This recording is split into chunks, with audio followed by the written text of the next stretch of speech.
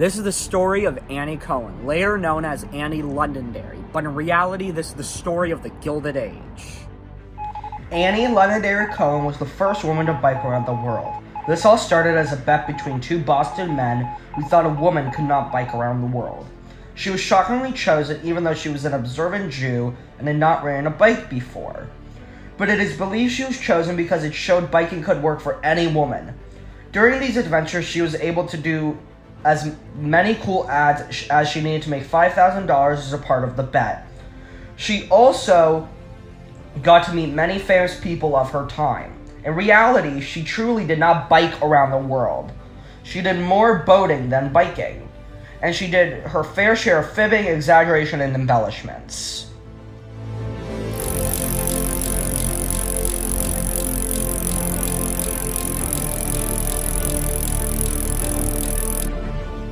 During the Gilded Age, the bike became a big mode of transportation, and in part is thanks to Annie's bike ride, as she showed how anyone can bike.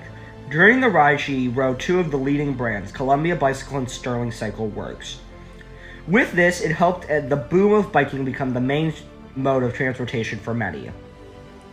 This was very good for adults and kids, as it could help become a safer and cheaper option than the train. The Gilded Age was America's first bicycle craze. In fact, in 1895, the year she ended the ride, the New York Tribune wrote, "The discovery and progressive improvement of the bicycle is of more importance to mankind than all of the victories and defeats of Napoleon." By the turn of the 20th century, the demand for bikes was so great that the U.S. had over 300 manufacturers, including, of course, the Wright brothers. The bike boom contributed to increase in exercise, gave working class folks the ability to travel long distances in shorter time, and it was at that time that many bicycle clubs opened in U.S. cities.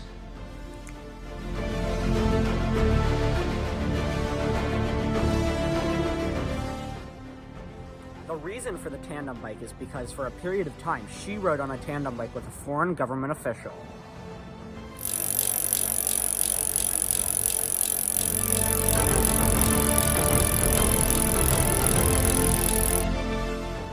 The Gilded Age implies that under the golden surface of prosperity, a number of social issues arose, including poverty, unemployment, segregation, and social tensions.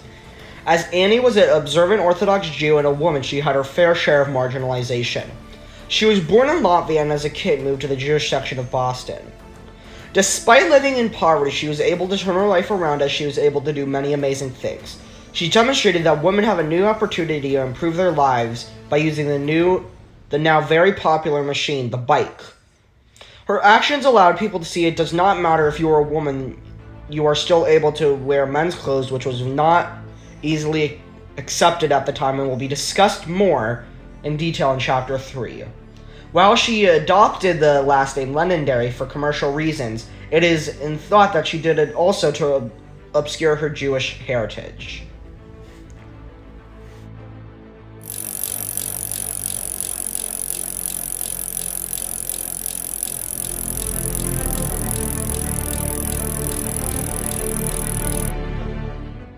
One of the rules placed at the beginning of the bet for this big journey was that Annie could not get things for free and she needed to make a certain amount of money.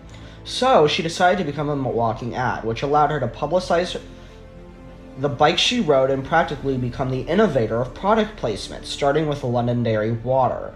She utilized her professional experience from the field of marketing, her job prior to the ride. This allowed her to do many interesting brand deals, and she was also able to enhance the idea of female cyclists, and then perhaps more importantly, the female cyclist's active clothing. One can argue that she is the inspiration behind common day brands such as Lululemon and others. Prior to Londonderry, and at the beginning of her ride, women wore corsets and other heavy, cumbersome garments. As her ride progressed, she shed off some layers and became known as in the media as Bloomer's Girl. Interestingly, towards the end of her journey, she crossed the Golden Gate Bridge and landed in San Francisco.